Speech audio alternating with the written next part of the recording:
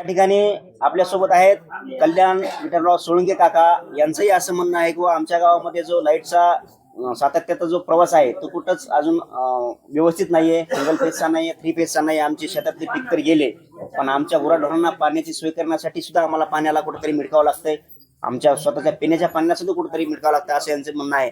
दादा, आपल्या या लाईटच्या पुरवठ्याबाबत आपण काय सांगाल? माझे 7 पिढीने एक शिळी मेली पाण्यावर. गहू गेला आणि चोऱ्याला सरळ हे गाव आहे साक्षाला रात्र उजळून काढली. आणि साहेबाचा राऊंड यायचा, ते गेले की कोणतरी दगड घालायचं, इकडून आले इकडे पळाले, इकडून आले इकडे पळाले. कवा यायची लाईटचा लपंडावाचा फायदा कुठेतरी चोर चोरट्यांनाही भेटत आहे, असं यांचं म्हणणं आहे. आणि पाण्याच्या अभावामुळे, पाणी न पाजल्यामुळे, लाईटचा जो सुरळीत पुरवठा असतो तो न मिळाल्यामुळे, पाणी नसल्यामुळे येत नाही बोरचं पाणी, पिल्ले असे शेळीचे मेले, असं यांचं म्हणणं आहे.